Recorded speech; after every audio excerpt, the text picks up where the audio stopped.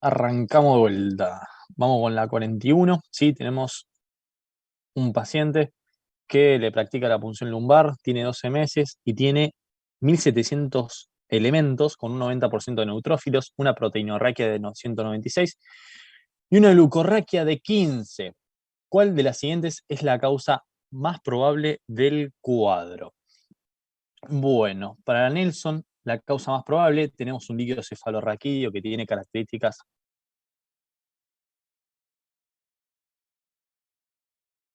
Sí, puede ser neumococo. Es algo que lo modificamos y puede ser que no haya quedado en la diapo, ¿sí? Ya que estoy, lo voy a anotar para cambiar. Las 12. Igual no cambia así la respuesta. Es que es de etiología bacteriana. 12, 41. Que es de etiología bacteriana. Que para Nelson edición 21 la causa más frecuente, justamente lo cambiamos, es porque para Nelson edición 21 la causa más frecuente de neumonía bacteriana pasó a ser el neumococo y en segundo lugar el meningococo. Esto era porque previo a lo que era la introducción de la vacuna contra el meningo, era por lejos la causa más frecuente y ahora pasó a ser el neumococo. Pero no cambia, ¿sí? Es una neumonía bacteriana porque el paciente presenta aumento de la celularidad, predominio de polimorfo nuclear, de neutrófilos, tiene aumento de las proteínas y tiene glucorraquia baja, que es algo característico de las neumonías bacterianas. Acuérdense, glucorraquia baja es aquella que está por debajo de 40 miligramos por decilitro o que es menor al 50% del valor de lo que es la glucemia sérica. ¿Puedo hacer una pregunta Sí, obvio. del tratamiento en general de meningitis? O sea, vos la Sí, hemocultivás y le das empírico antibiótico, sí, aunque la principal causa pueda ser viral. exactamente. Hasta terminar de confirmar el cultivo, ¿sí? Si el citoquímico tiene características de bacteriana, por más de que la mayor incidencia sea de viral, vos tenés que darle antibiótico hasta esperar el resultado del cultivo. Ok, gracias. Y el tratamiento antibiótico, acuérdense en este paciente, para Nelson, pacientes mayores de 2 meses con diagnóstico de meningitis bacteriana, sería con ceftriaxona vancomicina.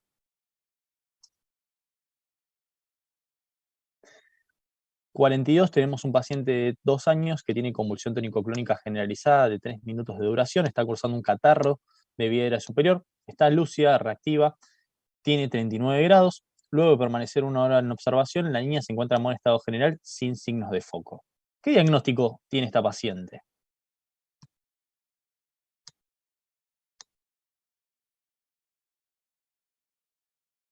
Tiene una Una convulsión. convulsión febril simple. Excelente. Acuérdense, convulsión febril simple, muy bien como dijeron, es aquella que dura menos de 15 minutos de duración, que nuestro paciente duró 3, es tónico-clónica generalizada, y aparte de eso presenta un único episodio en las 24 horas. En ese caso, convulsión febril simple, vamos a egresar a la niña y vamos a tranquilizar a los padres y no hay que realizar ninguna conducta. ¿Sí? La paciente está lúcida, reactiva. Si a mí me ponen que la paciente está irritable, con depresión del sensorio, bueno, eso ya es otra cosa porque es algo que me tiene que hacer sospechar a mí que pueda tener una meningitis o una encefalitis, pero la paciente está perfectamente bien, está lúcida y reactiva y tiene característica de una convulsión febril simple, por lo tanto, vamos a tranquilizar a los padres. 43. ¿Para qué plaguicida se utiliza pralidoxima como antídoto? Esta es una pregunta bastante memoria. Se utiliza más que nada para la intoxicación por órganos fosforados. ¿Sí? ¿Qué es lo que tiene la pralidoxima? Rompe la unión entre lo que es el órgano fosforado y la acetilcolinesterasa, y esto hace que el órgano fosforado deje de inhibir la acción de la acetilcolinesterasa. 44. Tenemos a Jacinto de 3 meses que tiene una consolidación en base derecha. ¿Qué conducta asumiría frente a este paciente? ¿Por qué lo internamos a este paciente? Por la edad. Excelente. El criterio de internación en este caso va a ser la edad. Repasamos según Nelson, la edad de internación va a ser aquellos pacientes que son menores de 6 meses. 45. Tenemos un paciente de 25 días de edad que está con dificultad respiratoria, que tiene sibilancias expiratorias diseminadas, tiraje intercostal. ¿Cuál es la conducta con este paciente? Respuesta correcta, la A. Vamos a solicitar internación. ¿Qué cuadro sospechamos que tiene este paciente? Bronquiolitis. Bronquiolitis, perfecto. Bronquiolitis Pero, en pacientes. o sea, a este paciente no hay que hacerle el TAL entonces, porque yo le hice el TAL y como que no estaba para internar. Perfecto. Medicación. No hay que hacerle el tal. El tema es que los pacientes con bronquiolitis, según Nelson, menores de un mes, tienen criterio de internación, ¿sí? Ah, ok. Para control, más que nada. Por más de que no esté saturando y por más de que no tenga un tal que, bueno, igual el tal, olvídenselo, por más de que no tenga, digamos, dificultad respiratoria severa o moderada. ¿Y qué otros criterios de internación hay en bronquiolitis? Otro criterio ¿O de están la internación actualización? es desaturación, ¿sí? Imposibilidad de saturar 90 aire ambiente. Y por último, aquellos pacientes que tengan dificultad respiratoria moderada severa o que no puedan alimentarse. Gracias. Por nada. 46. Ante un niño con meningitis bacteriana, ¿cuál es la indicación absoluta para realizar un ataque cerebral?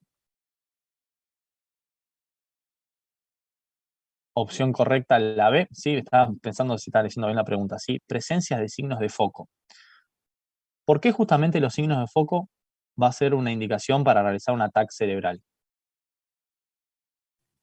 ¿Podés ¿Sabes? sospechar de un tumor? Perfecto. Sí. Más que nada, sospechar de algún tumor o más probablemente sea Una colección una una colección, colección subdural. exacto. Una colección subdural, que es una de las complicaciones intracerebrales más frecuentes, la meningitis, que es algo que te puede llegar a dar hipertensión endocraniana y que puede llegar a contraindicar la realización de la punción lumbar. Es por eso que justamente vamos a realizar la tomografía cerebral, más que nada para terminar de confirmar la presencia de la colección. Exacto, hipertensión endocraniana que como complicación te podría llegar a generar una herniación de tronco. Y tal vez alguno marcó la D.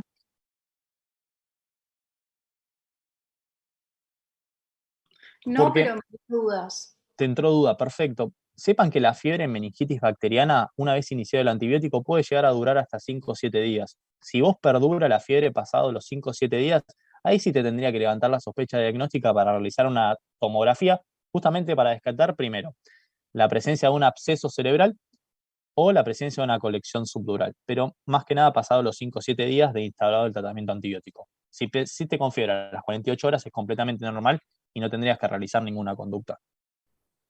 ¿No se punza de nuevo? Si persiste con fiebre, depende si vos tuviste algún rescate en el cultivo, si el cultivo es sensible al antibiótico que vos le estás dando. Y igual Nelson no especifica criterios de repunción, digamos, no habla de repunción en meningitis. Esto es según la práctica. Gracias. Pero si el paciente persiste con fiebre, pero estamos en la práctica, muchas veces no los punzamos. ¿Y absceso subdural y colección subdural lo usas como sinónimos o son distintos? No, son diferentes, ¿sí? La diferencia del absceso subdural es que es un paciente que está en mal estado general y que tiene una clínica neurológica más florida, mientras que el paciente con colección subdural puede ser que únicamente lo que tenga es fiebre persistente, que no tenga tanta clínica neurológica y que el paciente generalmente se encuentra en buen estado general. Bien, perfecto.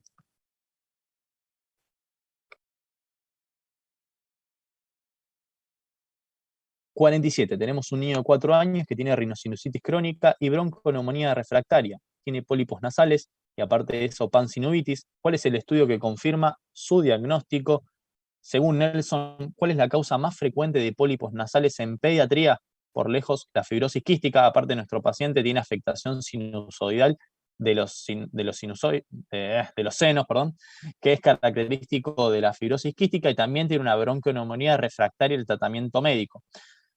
Todas características de fibrosis quística, nos podría poner también que el paciente tiene diarrea crónica, eso nos apoyaría aún más el diagnóstico, y el diagnóstico para fibrosis quística se realiza con test del sudor. Del test del sudor lo que tienen que saber es dos cosas, que para el diagnóstico, aparte de una clínica compatible, no necesito uno, sino dos test del sudor, y que el test del sudor es un test que mide la concentración de cloro presente en el sudor, y que es positivo cuando el valor es mayor a 60 milimoles por litro.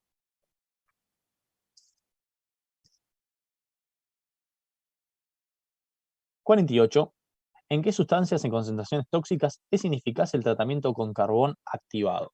Respuesta correcta, la B, litio.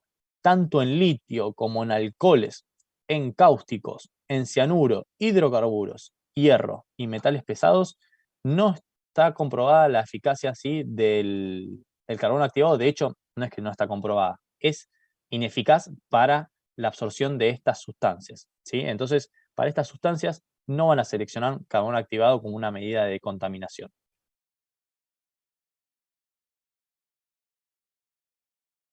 (49) Señale la causa más frecuente de estridor congénito. Respuesta correcta, la B, laringomalacia. Acuérdense, laringomalacia, una causa muy frecuente de estridor. Generalmente aparece más que nada durante la segunda semana de vida y el estridor va a ser inspiratorio. Es por lejos la causa más frecuente. La clínica ya la mencioné, el diagnóstico clínico se confirma con la visualización por laringoscopía y el tratamiento también.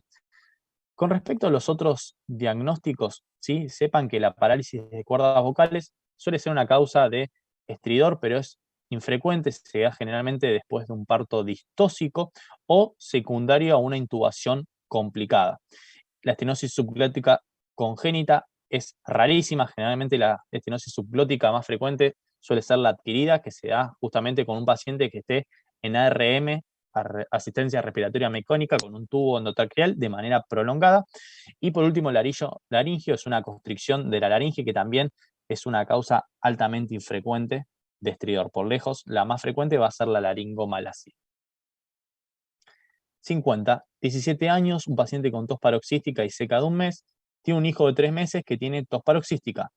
¿Cuál es el germen más probablemente cause los síntomas de madre e hijo? Respuesta correcta, B, Bordetella pertussis. Sepan que Bordetella pertussis es altamente contagioso, es de hecho que por eso vacunamos a los pacientes de 12 años con el componente acelular para disminuir la circulación de la misma, y la deberíamos sospechar en pacientes mayores de 12 años que tengan tos de más de 14 días de evolución, sin otra etiología probable, y también en los pacientes de 3 meses con tos paroxística, también tendríamos que sospecharle, más aún si tenemos el familiar que está con la sintomatología de Coqueluche. 51.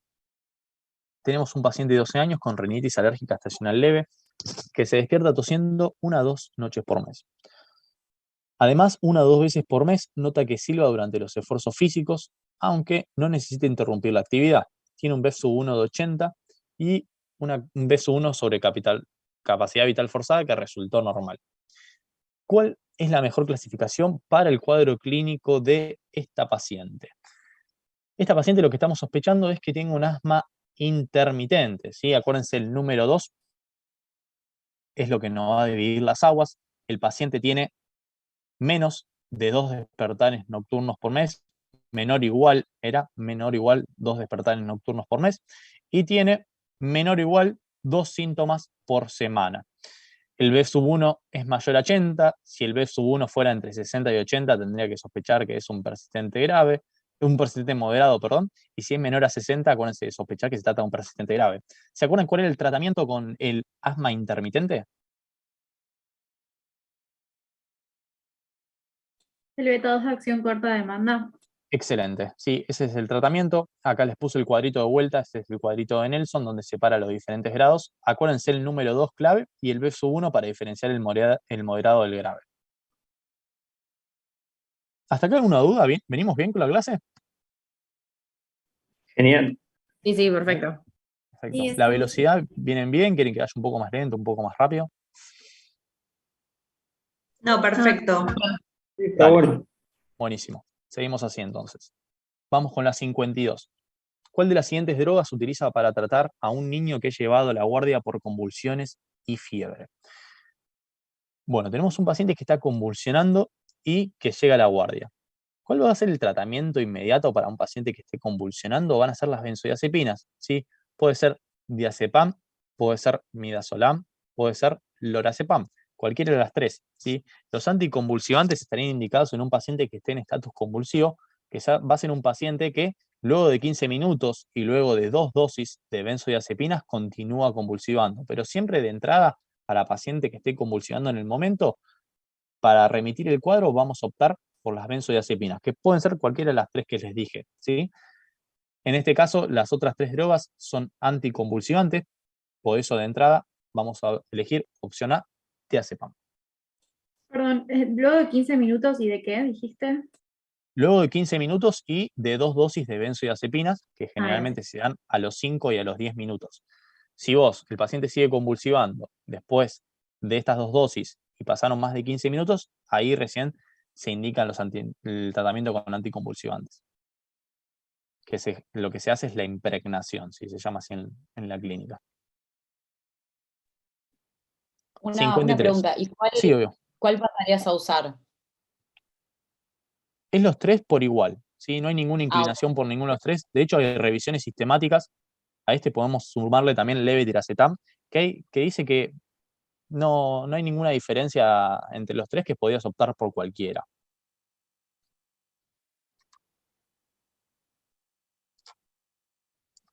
$53. La madre de un niño de 2 años lo encuentra a su hijo con una botella abierta de detergente líquido. Está con babeo intenso y tiene úlcera en el labio inferior y varias en la lengua. ¿Cuál de estos tratamientos es la conducta inmediata más adecuada para la evaluación y tratamiento de este niño? Bueno, siempre que sospeche que un niño se tomó un detergente, lo tienen que asociar con cáustico, ¿sí? Del cáustico, lo que tienen que saber es que va a estar contraindicado el vómito, porque el vómito lo que va a hacer es regurgitar el cáustico y generar aún más lesión del esófago. Tampoco vamos a utilizar agentes neutralizantes, porque habíamos visto que el carbón activado no absorbe bien los agentes cáusticos. Tampoco vamos a colocar una sonda nasogástrica ciegas, porque podemos generar lesión del esófago, y también vamos a hacer una regurgitación del líquido cáustico, podemos llegar a lesionar aún más la mucosa del esófago, y tampoco vamos a realizar lavado gástrico justamente por esto, ¿sí? Por el riesgo de generar regurgitación del contenido cáustico. Lo que sí vamos a hacer de urgencia es la endoscopía alta. ¿Para qué vamos a hacer la endoscopía? Más que nada para clasificar lo que es el daño del esófago y ver el pronóstico que pueden tener nuestros pacientes, ¿sí? Esto es lo que nos dice Nelson: paciente con ingesta de cáustica, de entrada le hacemos una endoscopía. Esto se los menciono porque tal vez alguno ha visto en la práctica en sus hospitales o ha visto en alguna otra bibliografía que se recomienda no hacer una endoscopía en el momento agudo. Pero bueno, según Nelson sí, más que nada para clasificar la magnitud del daño del esófago, ¿sí? Se debe utilizar de entrada antes de hacer cualquier otra conducta. Consulta. Sí. ¿Qué tiempo? Porque en este caso vos estás haciendo la endoscopía de urgencia porque estás viendo que hay lesiones, hay úlceras en los labios, Sí. en la lengua. Si vos no tuvieses nada de todo eso y el paciente aparenta estar en buen estado general, yo sé que igual tenés que hacer la endoscopía, pero Sí. ¿qué tiempo tenés para hacerlo? Excelente. Nelson no dice ningún tiempo. Yo te digo, en la práctica generalmente hacemos las primeras 24 horas, pero Nelson no especifica ningún tiempo. Práctica 24 horas, Nelson no define ningún tiempo. Perdón, a veces siento que no le respondo las cosas, pero Nelson es un libro que es más de texto y de fisiopatología y no especifica muy bien lo que es la práctica del manejo de la clínica y del hospital. Es por eso que a veces no tengo respuestas para estas cosas, porque simplemente no están en el libro, ¿sí? Es un libro que no es tan basado en lo que es el manejo de los pacientes, sino más en el diagnóstico y en desarrollar la clínica. Okay. Perdón, si entendí bien, porque detergente figura como una de esas cosas que no es grave, digamos, pero en este caso, si no había úlceras o nada, igual también se hace la endoscopía. Si no estuviera con síntomas, puede ser que no se realice la endoscopía, pero el paciente, aparte de eso, está con babeo intenso, digamos, que te hace sospechar que tiene una lesión esofágica. Si el paciente está con síntomas y tomó un detergente o un cáustico, probablemente procedas a realizar la endoscopía. Si no está con ningún síntoma y no sabes la cantidad que tomó, puede ser que lo controles y si evolucione bien, no le tengas que realizar sí o sí la endoscopía. Gracias. 54. Tenemos en la guardia un niño de 3 años que comenzó hace 48 horas con debilidad en miembros inferiores y dificultad para caminar, tiene arreflexia patelar, se le hizo una punción lumbar que tiene una proteinorraquia de 100 y 3 elementos. ¿Qué sospechan en este paciente? Guillain-Barré. Guillain-Barré, perfecto. ¿Por qué? Creo que era por la disociación albumino-citológica. Excelente. Vamos por partes. Primero vamos con la clínica, ¿sí? El síndrome de Guillain-Barré es un síndrome que más que nada lo que se genera son anticuerpos contra la vaina de mielina de los nervios periféricos, que generalmente está gatillado por un catarro de víscera superior 1 a 2 semanas previas o por un episodio de diarrea, que acuérdense de la diarrea más frecuente por Campylobacter. Cuando empieza la clínica de este paciente, empieza con una parálisis que es ascendente, entonces afecta primero los pies, los muslos, los miembros superiores y por último afecta el tórax, ¿sí? Esta parálisis, aparte de ser ascendente, es simétrica, afecta ambos lados por igual. Y la característica del examen físico es que es arrefléxica, es decir, que los pacientes no tienen o están disminuidos o ausentes los reflejos osteotendinosos. Eso con respecto a la clínica. Después vamos a hacer los exámenes complementarios, ¿sí? Los exámenes complementarios en la punción lumbar lo que podremos llevar a ver es, como bien dijo nuestro compañero, una disociación albúmino-citológica. ¿En qué consiste la disociación albúmino-citológica? Que los pacientes presentan proteínas aumentadas, acuérdense que el valor era cuando era mayor a 45 miligramos por decilitro, y presentan una celularidad baja. Esta disociación albúmino-citológica está presente en el 50% de los pacientes durante la primera semana de evolución del cuadro. Entonces puede ser que si el cuadro es muy agudo no aparezca la disociación. Así que no es algo patognomón, no es algo que sí o sí tenga que aparecer para el diagnóstico. Y después, con respecto a otros exámenes complementarios, va a ser fundamental en este caso la clínica, pero lo que se puede ver es en la resonancia de columna un realce, es decir, una inflamación de lo que son las raíces anteriores de la médula espinal. El tratamiento, acuérdense que para estos pacientes no se van a indicar los glucocorticoides endovenosos, el tratamiento de primera línea va a ser la gamma globulina o la inmunoglobulina endovenosa. Si no mejoran con la gamma globulina, se procede a realizar plasmaféresis, que a grandes rasgos la plasmaféresis es como una diálisis de los anticuerpos circulantes. Y por último, tenemos la terapia con inmunosupresores, pero que ya se reserva para una segunda instancia. ¿Dudas con Guillain Barré?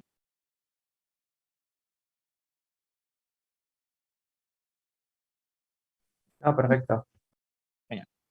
55. Tenemos un adolescente asmático que tiene obstrucción bronquial a los 10 minutos de iniciar el entrenamiento.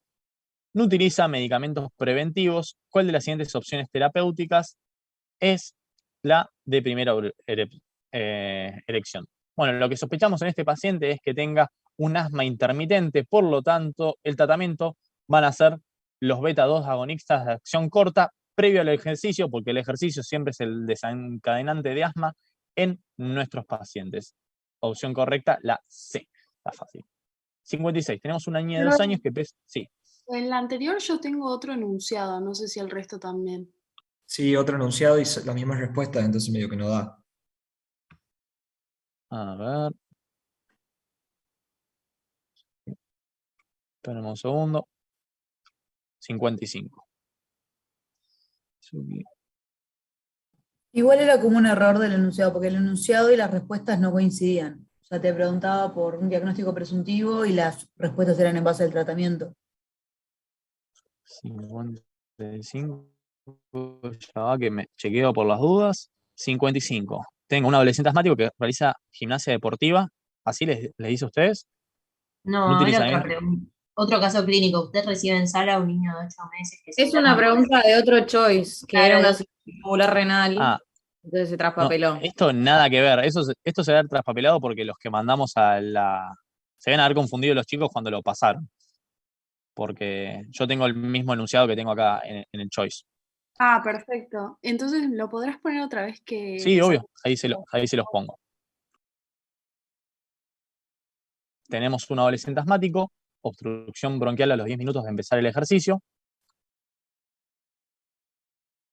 No utilizan medicamentos preventivos. ¿Cuál de las siguientes es las opciones terapéuticas de primera elección? Tenemos un asma intermitente que tiene como gatillo el ejercicio, por lo tanto le vamos a indicar salbutamol inhalatorio previo al realizar la actividad física.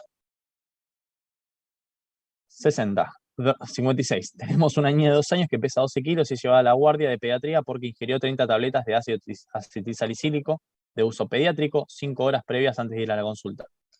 Usted es el pediatra de guardia. ¿Cuál es su conducta con esta paciente? Bueno, en esta paciente que se intoxicó con aspirina, lo que vamos a darle es carbón activado seriado. Vamos a mejorar la acidosis metabólica con líquidos alcalinos endovenosos. Aparte de los líquidos alcalinos endovenosos, lo que hacen es alcalinizar la orina y justamente favorecer la eliminación del ácido acetilsalicílico a nivel renal, vamos a medir la salicilemia y luego vamos a realizar un laboratorio de rutina para ver la magnitud de la afectación a nivel del estado ácido-base. 57. Tenemos un lactante de 4 meses que tiene fiebre de 24 horas. Una pregunta Sí, del anterior. sí. Yo ahí no me animé a poner, digamos, los líquidos alcalinos porque como todavía no tenía un laboratorio que me dijera que estaba alterado del estado ácido-base. Sí. Perfecto. Los líquidos alcalinos no son solo para mejorar lo que es el estado ácido-base, sino que sirven para justamente alcalinizar la orina y disminuir la reabsorción de ácido acetilsalicílico a nivel de los túbulos renales. Entonces, vas a eliminar más aspirina y vas a evitar las complicaciones a futuros. Es parte del tratamiento del ácido acetilsalicílico, no solo del estado ácido-base. Perfecto, gracias. No, por nada. 57. Tenemos en guardia un lactante de 4 meses que tiene fiebre de 24 horas, un primer episodio convulsivo tónico-clónico generalizado de aproximadamente 10 minutos de duración. Tiene una temperatura axilar de 39 grados. ¿Cuál es la conducta inicial indicada para este paciente? ¿Por qué este paciente no lo manejamos como una convulsión febril? Por el tiempo. ¿Por el tiempo, por la edad del paciente? No, porque duró 10 minutos. Porque está irritable. Está irritable. Perfecto. Joder. Primero, por la edad del paciente. Claro, Acuérdense 6 que meses. convulsión febril es en pacientes entre 6 meses y 5 años de edad. Si el paciente está por fuera de ese rango etario, no es una convulsión febril, ¿sí? Es otro diagnóstico, así que el manejo de convulsión febril solo entra para los pacientes que están dentro de ese rango etario. 6 meses a 5 años. Igual, aparte de eso, me dice que en el examen físico está irritable, ¿sí? Que son características de meningitis. Es por eso que yo a este paciente no lo voy a dejar ir a la casa, lo voy a tener que hemocultivar, hacer un análisis de líquido cefalorraquídeo y comenzar tratamiento con ceftriaxona endovenosa, más que nada para descartar meningitis hasta descartar meningitis de etiología bacteriana. ¿Está bien? Si aparece irritable, confuso, con sensorio alternante, ustedes no van a poder decir que es una convulsión febril y se van a tener que inclinar para meningitis. Y aparte de eso tenemos el dato de la edad. ¿Alguien dijo la duración de la convulsión? Sí, tengan en cuenta que la convulsión febril simple puede ser aquella que une menos de 15 minutos de duración. Así que la duración en este caso no es algo que nos haga sospechar que pueda tratarse de una meningitis. Ya que estoy con meningitis, te hago una Sí, pregunta. ¿Es obvio. ceftriaxona banco o ceftriaxona Perfecto. sola? Es ceftriaxona banco, Ah, gracias. por nada. Esto quedó porque antes había un apunte que era de meningitis que entraba para los exámenes anteriores. Nosotros en nuestro país nos manejamos para el tratamiento de meningitis únicamente con ceftriaxona, pero en Estados Unidos por lo tanto Nelson, indica que para mayores de 2 meses el tratamiento empírico para meningitis bacteriana es con ceftriaxona banco, si hay que sumar la vancomicina a la ceftriaxona. Genial. Perdón. Tenemos un paciente de 1 mes que tiene diagnóstico de tos convulsa. Señale qué conducta asume con respecto a los contactos. Opción correcta, la B.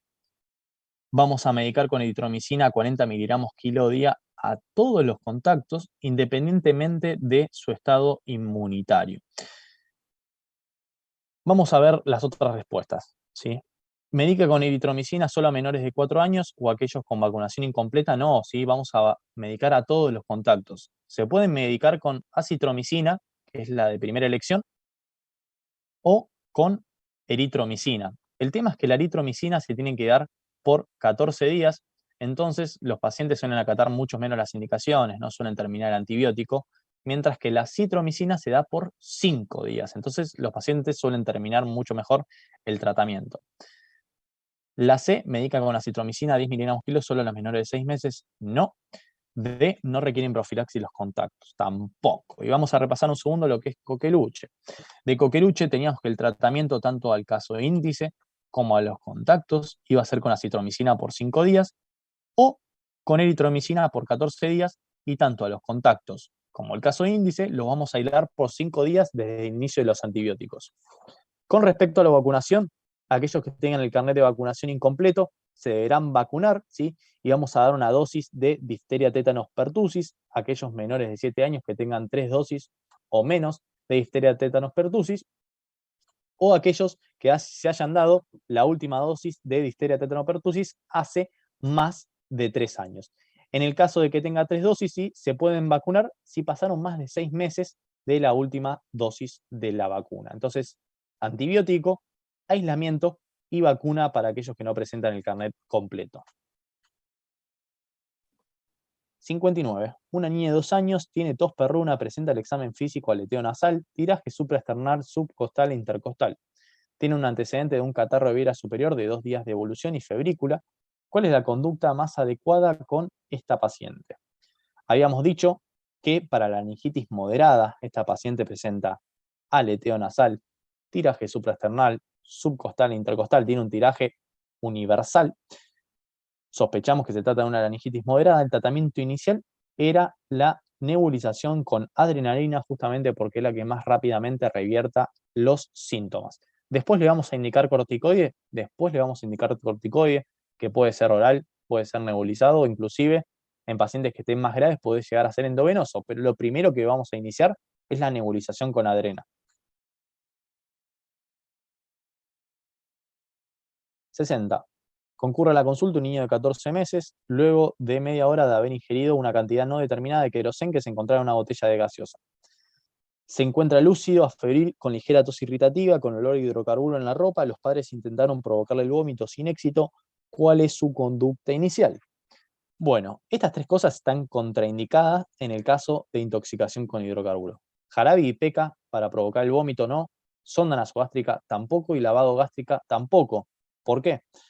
Porque los hidrocarburos son muy volátiles. Entonces, si uno los reabsorbe, ¿sí?, desde el estómago a la boca, puede ser que se volaticen y justamente lo que generen, y es la complicación más importante de los hidrocarburos, son neumonía de tipo química. Entonces, tanto el vómito como la sonda nasogástrica, como el lavado gástrico están contraindicados en intoxicaciones por hidrocarburos, y lo que le vamos a realizar a este paciente es quitarle las ropas y realizarle un baño de arrastre. Carbón activado también está contraindicado, ¿sí? 61. Lactante de 45 días de vida que está desde el nacimiento con un estridor expiratorio. ¿Cuál es el diagnóstico más probable? Esta ya la habíamos charlado varias veces. Opción correcta la B, traqueomalacia. Acuérdense, estridor inspiratorio, que el diagnóstico va a ser clínico. 62. Tenemos un niño de 9 meses sin antecedente de importancia que está con llanto inconsolable, rechazo parcial del alimento y diarrea. Tuvo 2 registros febriles, está poco conectado con el medio, hipotónico, tiene una fontanela levemente tensa y un relleno capilar enlentecido. Tiene una convulsión tónico-clónica generalizada que cede en 3 minutos con oxígeno suplementario como única medida. ¿Qué conducta toma ante este paciente? Un segundo que leí la pregunta, pero no leí lo que dice. 9 meses.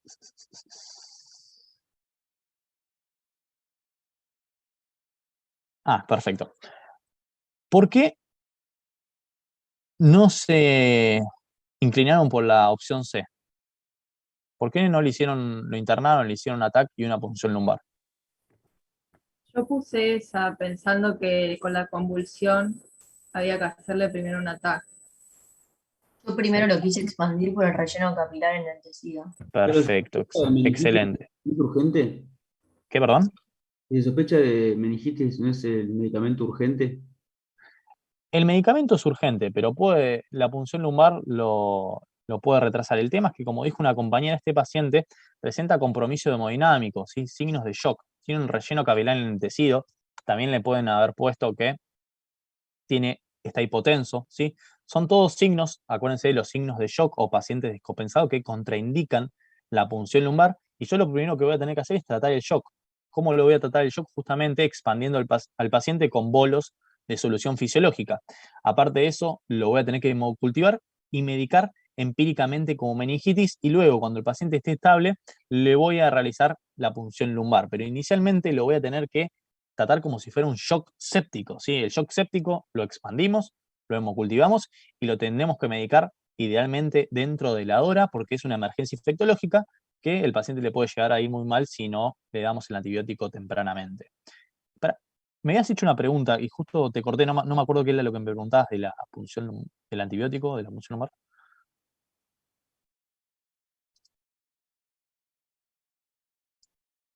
Oh, ¿Puedo hacer yo una pregunta? sí, obvio. Igual, en este caso no se sabe si es viral, bacteriana, por las dudas se le da Sí, por las dudas le das el antibiótico. Ok, Este paciente inicialmente lo manejarías como un shock séptico. Y el shock séptico claro, le das antibiótico por más de que, antibiótico, por ejemplo, un adenovirus te puede llegar a dar una sepsis. Es más claro. frecuente por bacterias, pero te puede llegar a dar el virus, pero vos le das antibiótico empírico. Después, como te vengan los hemocultivos, el panel virológico, irás reevaluando si le dejas o no el antibiótico. Perfecto, Una gracias. pregunta. Sí, ¿Cuál sería la indicación para hacerle un TAC? Porque tuvo una convulsión tónico-clónica que duró 3 minutos. O sea, por eso no se la haría. La edad del nene no me la está diciendo, así que tampoco se la haría por eso. Y la fiebre, o sea, como que no hay otra cosa para hacerle TAC. ¿Por qué se perfecto. la haría? Indicación de TAC a aquellos pacientes que tienen signos de hipertensión endocraniana, ¿sí? ¿Cuáles son los signos de hipertensión endocraniana? Fontanela bombada no es uno de ellos, por las dudas se los digo, no lo marquen como un signo de hipertensión endocraniana. Lo que sí es aquellos pacientes que presentan a un signo de foco, que el más característico es la parálisis del sexto par craneal, ¿sí? Del motor ocular externo, motor ocular común, es el sexto, ya me perdí. El sexto par craneal, ¿sí? Que es el signo de foco más frecuentemente asociado a los pacientes con meningitis, y en ese caso lo teníamos que descartar justamente que haya hipertensión endocraniana. Y otros signos de hipertensión endocraniana van a ser pacientes con bradicardia e hipertensión. Acuérdense que esos son pertenecen a lo que es la tríada de Cushing de hipertensión endocraniana, que consiste en bradicardia, hipertensión y respiración irregular. Entonces, paciente con signo de foco neurológico, que el más frecuente es la parálisis del sexto par craneal, y bradicardia o hipertensión, le tengo que hacer un TAC para descartar justamente hipertensión endocraniana y que no me contraindique la punción lumbar.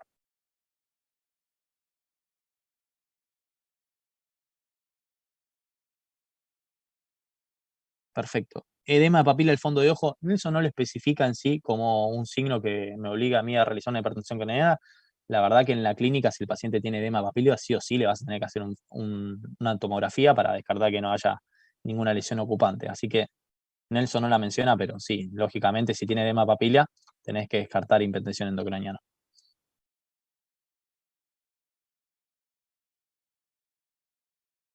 ¿Quedó claro? Sí, perfecto. Joya.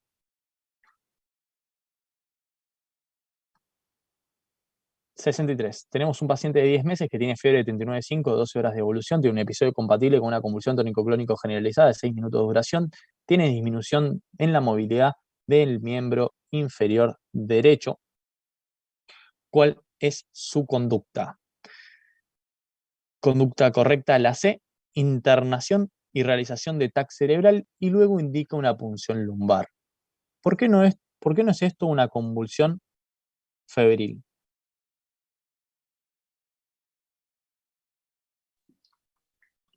Otra vez que Tiene signo de foco. Claro. Perfecto. Sepan que una convulsión focal puede estar presente dentro de los que son las convulsiones febriles complejas. El tema es que las convulsiones febriles, por definición, no cursan con secuelas neurológicas. Este paciente presentó el episodio de convulsión tónico-clónico generalizada y después persistió con este signo de foco, que es una secuela, que es la disminución en la movilidad del miembro inferior derecho. ¿Sí? Esto me obliga a descartar que el paciente no tenga una meningitis, por lo tanto, vamos a internarlo, vamos a realizar un ataque cerebral justamente por este signo de foco, y luego vamos a indicar la punción lumbar, opción correcta en este caso, la C. Te hago una consulta, que tuve dudas con la opción D. El hecho de que tenga un signo de foco, igualmente, claramente le voy a hacer la TAC cerebral, pero ¿por qué no sería la D? También, o sea, no estaría tan mal, ¿no? El tema es que él no tiene ningún criterio de expansión. No es que tiene relleno claro. capilar enlentecido o tiene hipotensión. Claro. Ahí entendí. Ese, digamos, si le sacás eso, igual tampoco estaría también si le sacás expansión, porque el paciente le vas a hacer la TAC cerebral y en base a eso vas a indicar la punción lumbar. Digamos, tiene un signo de foco, entonces tiene indicación de realizar la tomografía de cerebro. Perfecto, gracias. No, por nada. 64. Tenemos una niña de 6 años que tiene ataxia con parálisis facial derecha completa, hiporreflexia patelar y arreflexia de tobillos. ¿Cuál es el estudio indicado para realizar diagnóstico de este paciente? Opción correcta, la B, punción lumbar. Acá estamos sospechando que se trata de un Guillain-Barré, y acuérdense que la punción lumbar vamos a ver la disociación albuminocitológica. Si bien la radiografía de la resonancia de ¿Puedo hacer columna una me puede llegar. pregunta a la anterior? Perdón, Sí, me obvio. quedé pensando en la anterior. O sea, sería internación, TAC, función lumbar, pero Sí. le falta el tratamiento empírico. Ahí. Sí, le falta, le pones antibiótico Ah. de una. Ok. Gracias, perdón. No, por nada. No hay problema. En este paciente lo que estamos sospechando entonces es Guillain-Barré, punción lumbar para ver la disociación albuminocitológica, la radiografía de columna también me podría llegar a servir para el diagnóstico, pero la punción lumbar, si aparece la disociación, va a ser mucho más característico y patognomónico del Guillain-Barré. 12 años, tos, ¿Me tinea y puedo hacer una sibilancia. consulta? Sí, obvio. ¿En el Guillain-Barré la ataxia va a estar siempre? Perfecto, ataxia. Es muy buena tu pregunta. No siempre van a tener ataxia, ¿sí? A veces es más marcada la debilidad que la ataxia. La ataxia hace referencia a la incoordinación de movimientos, que es más frecuente cuando hay una afectación de lo que es el cerebelo. Muchas veces puede simular una ataxia el Guillain-Barré porque tiene afectación de lo que son los nervios motores, entonces parece que es una ataxia, pero no siempre está presente, ¿sí? Es muy buena tu pregunta, porque es una discusión eterna si el Guillain-Barré genera o no ataxia propiamente dicha, porque se dice que la ataxia es más que nada cuando hay afectación cerebelosa o del cordón posterior, ¿sí? Pero muchas veces es muy difícil de diferenciarlos, entonces se dice que pueden llegar a dar ataxia, más que nada porque caminan de manera incoordinada, pero el clásico cuadro de ataxia cerebeloso en el cual hay un aumento de la base de sustentación es más característico de los cuadros cerebelosos. Perfecto, gracias. Porque justo ayer tuvimos una paciente, yo ahora justo estoy rotando en neurología en mi hospital, y teníamos una paciente que tenía una ataxia posinfecciosa, digamos, y se decía, pero el Guillain-Barré, a unos proponían como diagnóstico de Guillain-Barré y los neurólogos discutían entre sí, no tiene ataxia porque no es cerebeloso, y otros decían que sí, por eso justo diste en una tecla que es un poco sensible. En este caso, ¿no sería un Miller-Fisher por la parálisis y la ataxia como un variante de Guillain-Barré? Perfecto. El Miller-Fisher, acuérdate que es una tríada que está acompañada de oftalmoplejía también, dentro de lo que es la tríada del Miller-Fisher. Claro. Si yo por la parálisis Eh, facial había pensado más para ese y lado. tengan en cuenta que si bien en formas más atípicas de Guillain-Barré puede llegar a generar afectaciones de los pares craneales. Pero para el Miller-Fisher la tríada tiene que tener incluida lo que es la oftalmoplejía, y este solo presenta parálisis facial. Por eso está bien pensarlo, pero acordate que tenía que tener oftalmoplejía.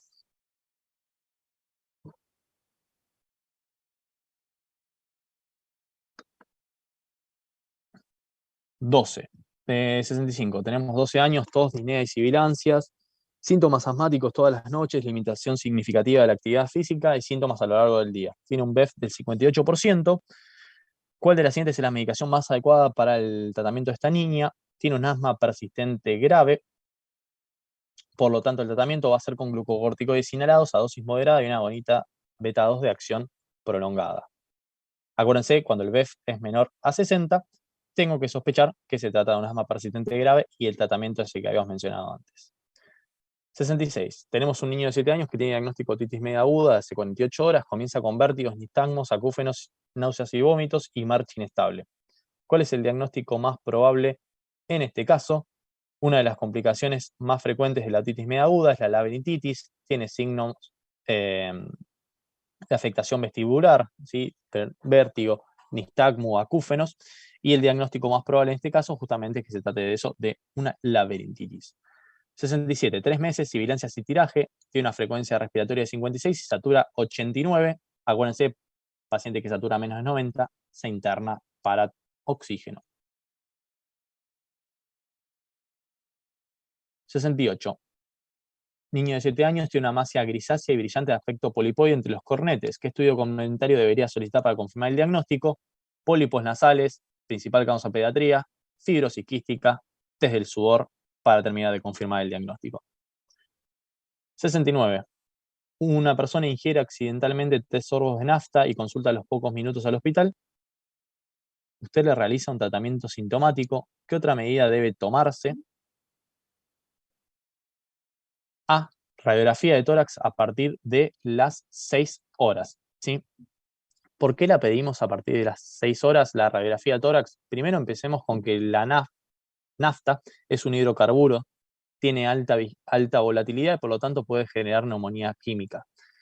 Como genera neumonitis química, la radiografía inicialmente puede ser normal y por eso se sugiere realizar a partir de las 6 horas. Sí, acuérdense que en hidrocarburos, esto ya lo habíamos mencionado, no se recomienda ni lavado gástrico ni vómito provocado, porque justamente generan la regurgitación del hidrocarburo y pueden llegar a empeorar lo que es el cuadro respiratorio.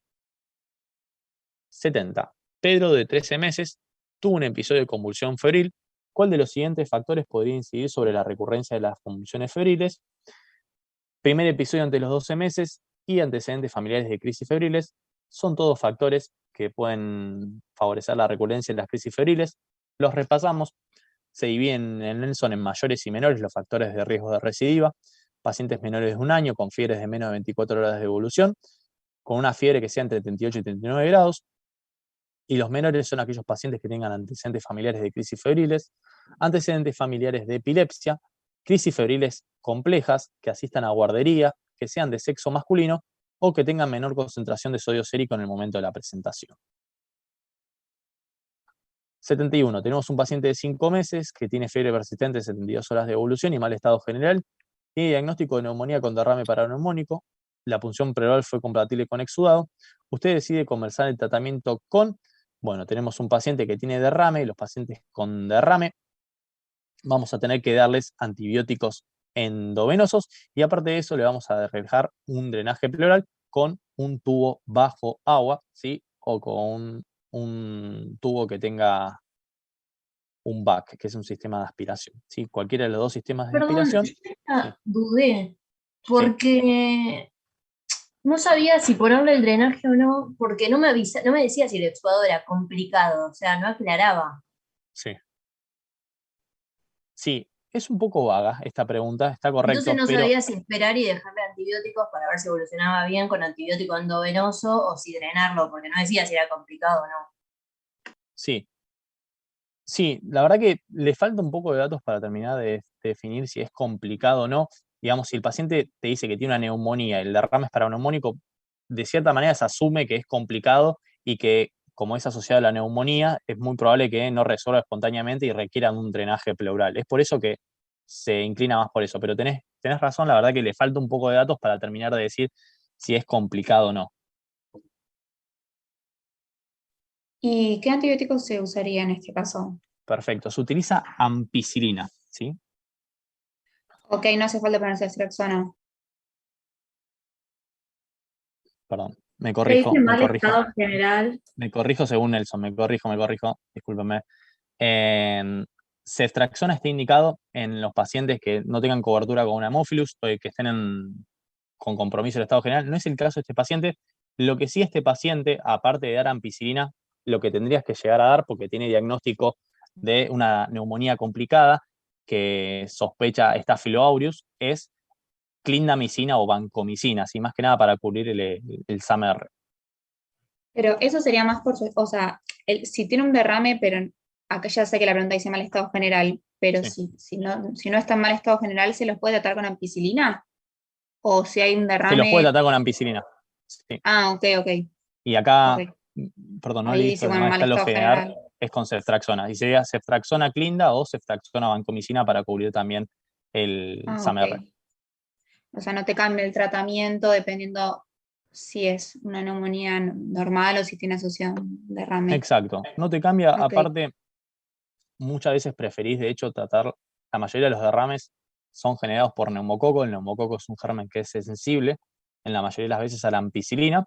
Y La ceftriaxona es un tipo de antibiótico que desarrolla resistencia en el neumococo. Entonces, siempre que se pueda y que el paciente esté en buen estado general, se va a intentar tratar con ampicilina. Ok, mil gracias. No, por nada.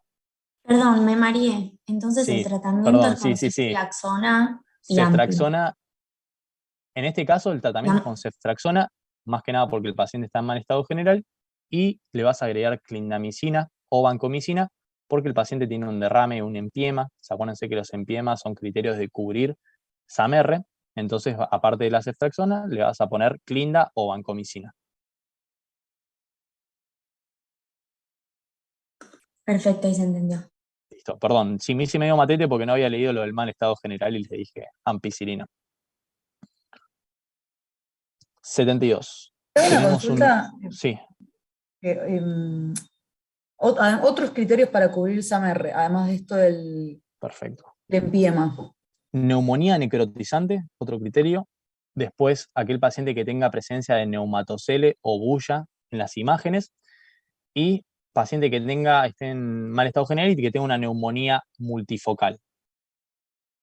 Perfecto, Guarda gracias. que neumonía multifocal no es lo mismo que neumonía intersticial. ¿Sí? Neumonía multifocal son múltiples focos de consolidación. ¿Sí? No es lo mismo que un infiltrado intersticial. ¿Se entiende eso? Sí, quedó clarísimo. Perfecto. 72. Tenemos un paciente de 3 años que tiene meningitis, tiene un LSR de 2000 elementos a predominio polimorfo, una protoneuroraquia de 300 y una glucorraquia de 30. ¿Cuál es la hipótesis diagnóstica? Líquido característico de meningitis bacteriana. Esta pregunta, un regalo. Opción correcta, la A. 4 años, paciente con antecedentes de dermatitis atópica, tiene sibilancias y tos de manera intermitente. La mayoría de las noches se despierta con tos y ha faltado 3 días a la escuela del mes por disnea. ¿Cuál de los siguientes es el tratamiento inicial más adecuado? Bueno, no nos pregunta el nivel.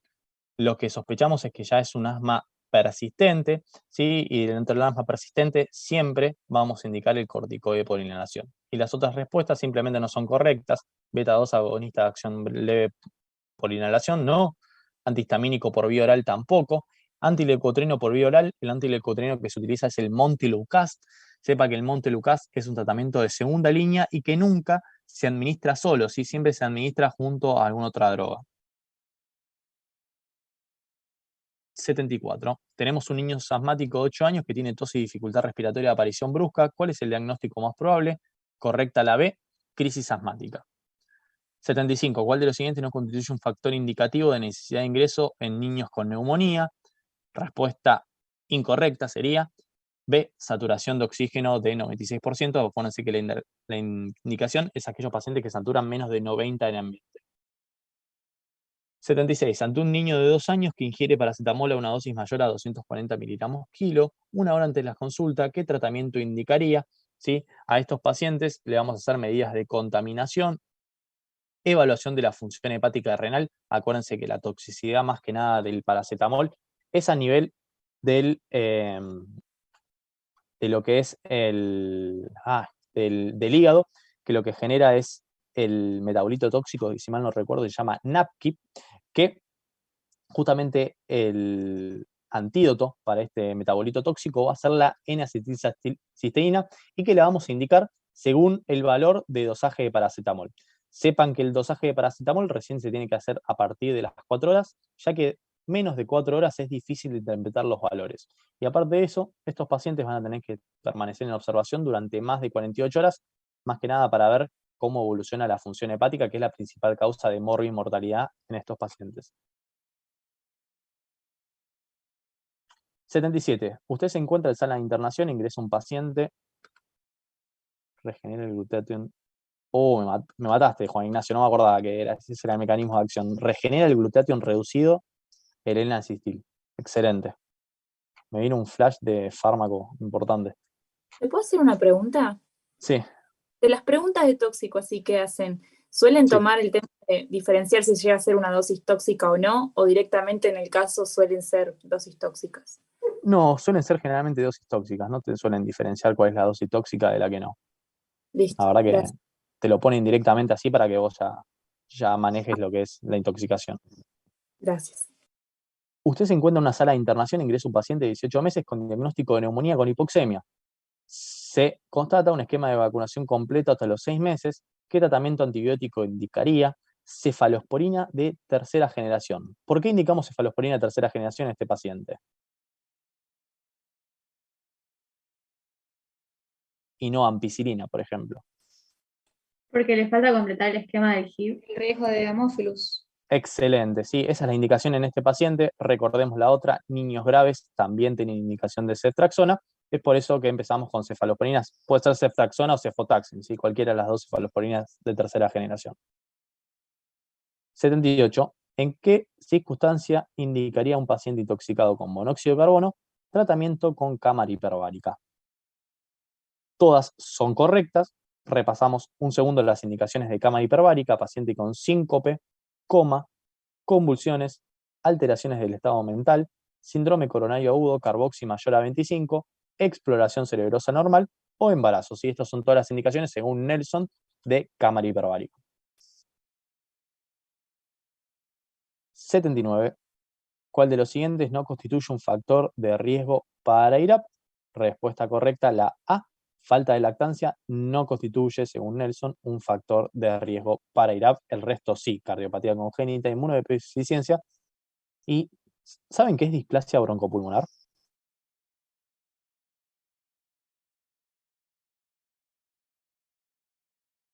¿No es la secuela neurológica de los prematuros? Perfecto. Básicamente esa es la definición amplia, pero se define más prácticamente como aquel paciente recién nacido que tiene requerimientos de oxígeno independientemente del mecanismo, ya sea por cánula nasal, que esté intubado, que esté con un CPAP, por más de 28 días. ¿Sí? Aquel recién nacido que requiere de oxígeno por más de 28 días se lo conoce como displasia broncopulmonar y son pacientes que son mucho más predispuestos a tener infecciones cuando son más grandes.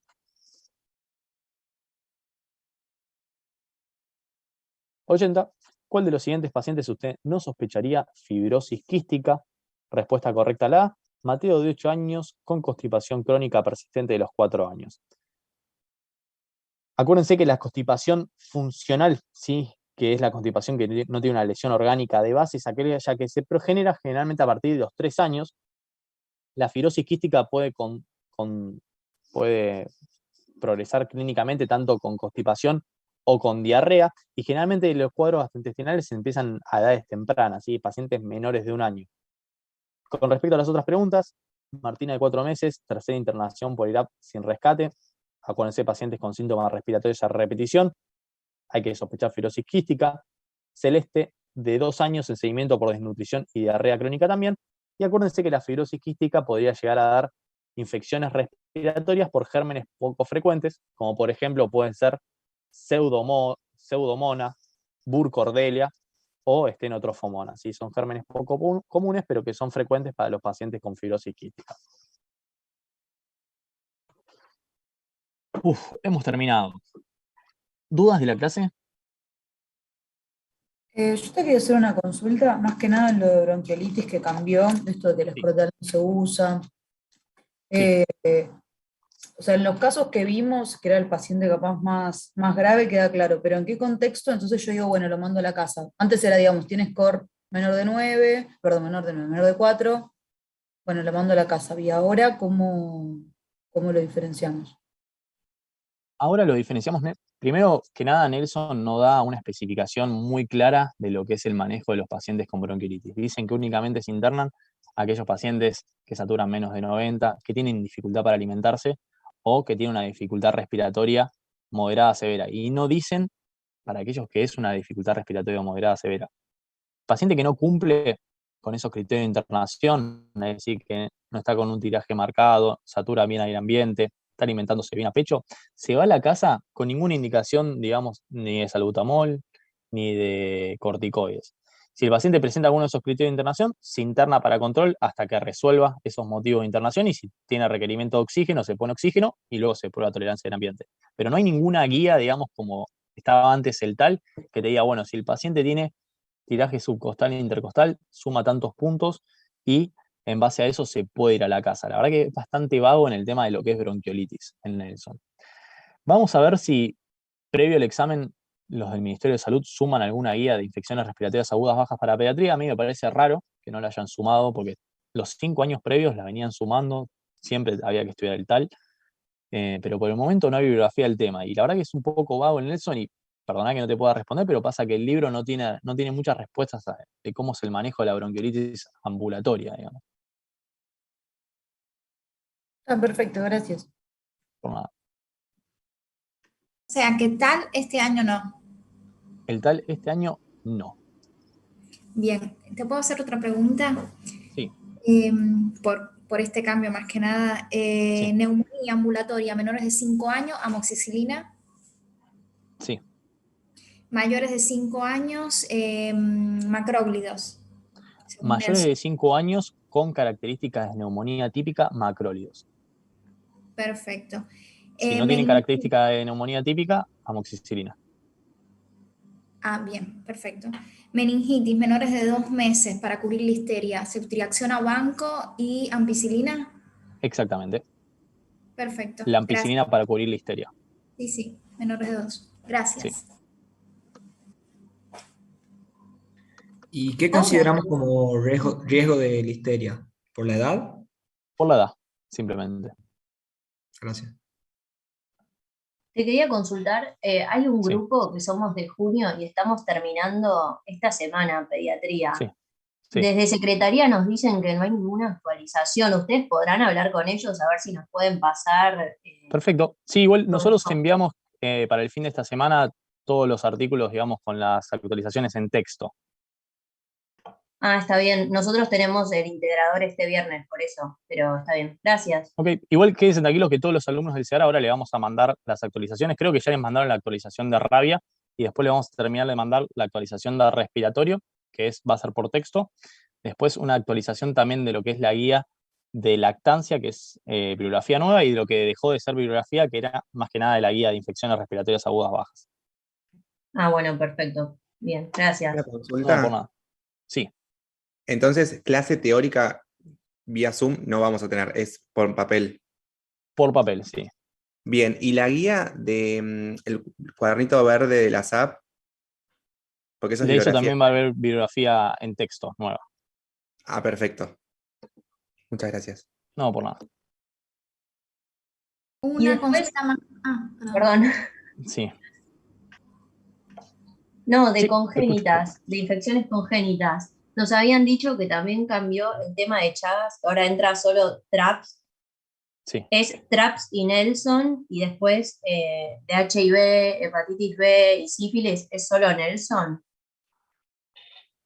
De HIV tenemos la guía de lo que es la prevención de transmisión perinatal, que tiene algoritmos específicos para lo que es manejo Sí. HIV. Esa entra, O sea que no entonces. sería. Sí. Está bien, perfecto. Otra consulta, discúlpame. De hipertensión arterial, es de cardio igual. El año pasado se había actualizado, no recuerdo si era de Nelson lo que actualizaron. ¿Este año es lo mismo?